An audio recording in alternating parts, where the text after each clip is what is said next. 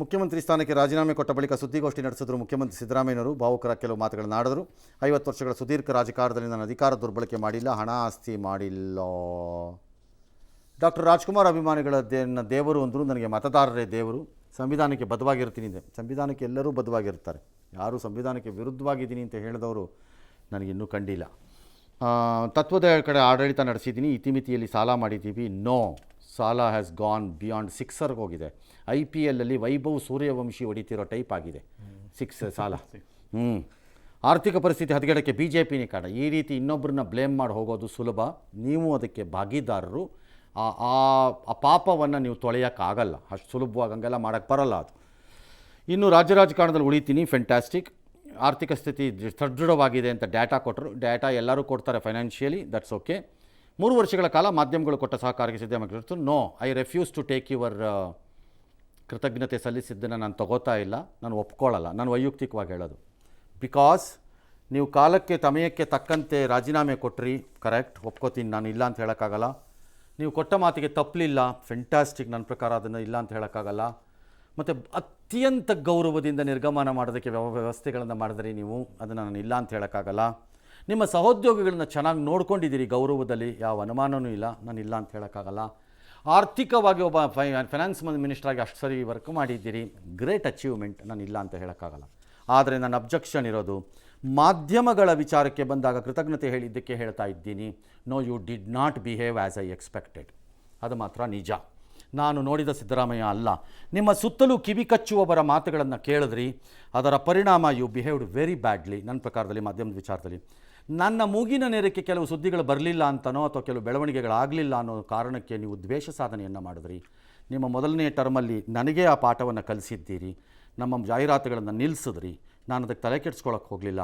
ಆದರೆ ಎಂದೂ ನಿಮ್ಗಳ ವಿರುದ್ಧ ನಾವು ಮಾಡಲಿಲ್ಲ. ನಾವು ಜರ್ನಲಿಸಮ್ನ ನೀತಿ, ಧರ್ಮ, ನ್ಯಾಯದ ಪ್ರಕಾರವೇ ರಿಪೋರ್ಟ್ ಮಾಡ್ತಾ ಹೋದ್ವಿ.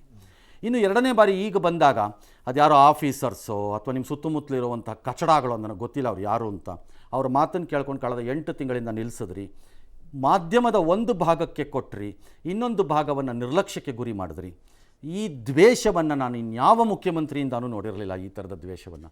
ಹಾಗಾಗಿ ಅಷ್ಟರ ಮಟ್ಟಿಗೆ ನಾನು ನಿಮ್ಮ ಮಾತನ್ನು ಒಪ್ಪುವುದಿಲ್ಲ. Yes, next. ಇನ್ನು ಹಿಂದಿನ ತಪ್ಪುಗಳಿಂದ ಹೈಕಮಾಂಡ್ ಪಾಠ ಕಲಿತಾ ಅಂತ ಈಗ ಚರ್ಚೆ ಆಗ್ತಾ ಇದೆ. ಯಾಕೆಂದರೆ ರಾಜಸ್ಥಾನ ಮತ್ತು ಮಧ್ಯಪ್ರದೇಶದ ಕಹಿ ಅನುಭವದಿಂದ ಕಾಂಗ್ರೆಸ್ ಹೈಕಮಾಂಡ್ ಪಾಠ ಕಲ್ತಿದೆ ಅಂತ. ಯಾಕೆಂದರೆ ಗೊತ್ತಿರೋಂಥದ್ದೇ, ಮಧ್ಯಪ್ರದೇಶದಲ್ಲಿ ಕಮಲ್ನಾಥ್, ಜ್ಯೋತಿರಾದಿತ್ಯ ಸಿಂಧ್ಯಾ ಮಧ್ಯೆ ಬಿಕ್ಕಟ್ಟಿತ್ತು. ಇನ್ನು ರಾಜಸ್ಥಾನದಲ್ಲಿ ಹಿರಿಯ ನಾಯಕ ಅಶೋಕ್ ಗೆಹ್ಲೋಟ್ ಮತ್ತು ಸಚಿನ್ ಪೈಲಟ್ ಮಧ್ಯೆ ಕಿತ್ತಾಟ ಆಗಿತ್ತು.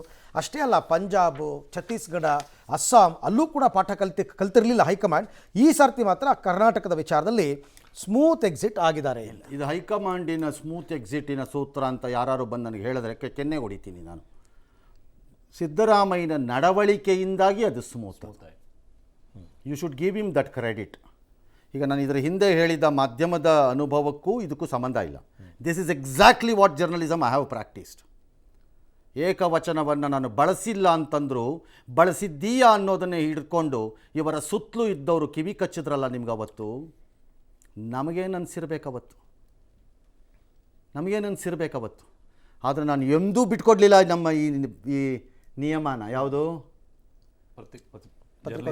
ಜರ್ನಲಿಸಮ್ ನಿಯಮ ನಾನು ಬಿಟ್ಕೊಡ್ಲಿಲ್ಲ. ಕವರೇಜ್ ನಿಲ್ಲಿಸ್ಕೂಡ್ದು. Cover the chief minister as it is, let him talk whatever he wants ಅಂದಿದ್ದೆ.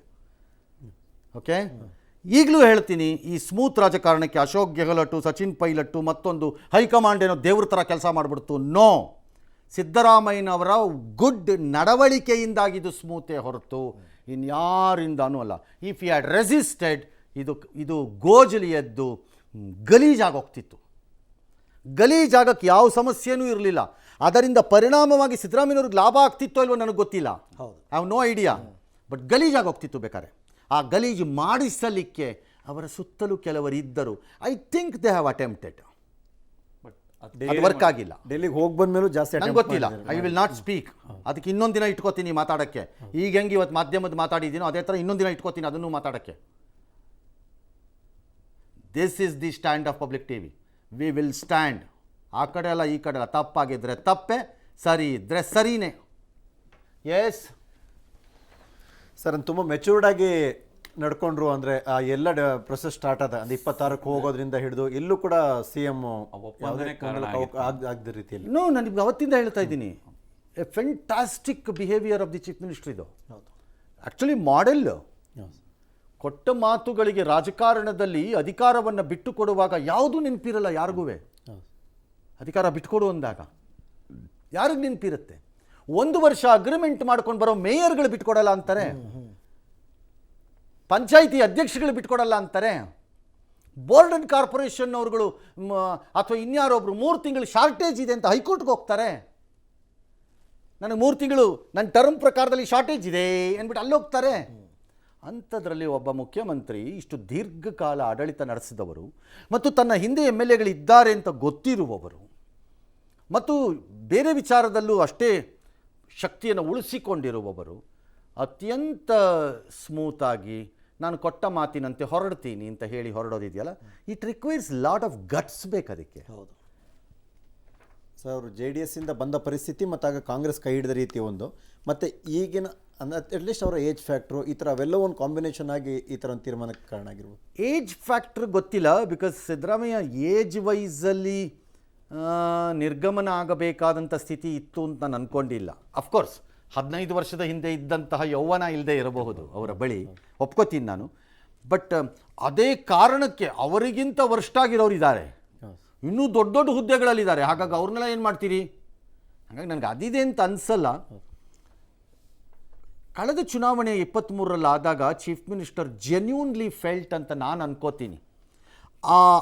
ಆ ಗೆಲುವಿನಲ್ಲಿ ತನ್ನದು ಹಾಗೂ DK ಶಿವಕುಮಾರ್ ಪಾತ್ರ ಇತ್ತು ಅಂತ ಅವ್ರು ನಂಬಿದ್ರು ಅಂತ ಅನ್ಕೋತೀನಿ.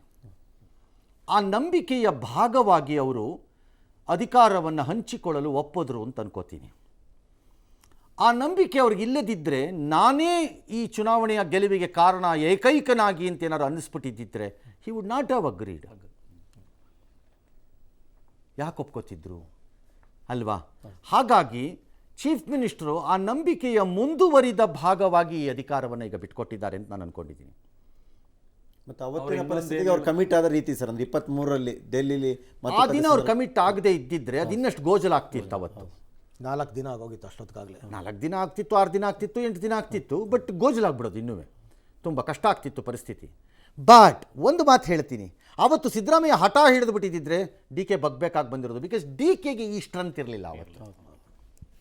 DKಗೆ ಇವತ್ತೇನು ಸ್ಟ್ರೆಂತ್ ಇದೆ, ಸಿದ್ದರಾಮಯ್ಯನವರು ಬೇಕಾದ್ರೆ ಪಾಸಿಬಲ್ ಚಾಲೆಂಜ್ ಮಾಡ್ಬೋದು ಅನ್ನೋ ಸ್ಟೇಜಿಗೆ ಬಂದರೆ ಏನಿದೆ ಅದು ಇರಲಿಲ್ಲ ಅವತ್ತು.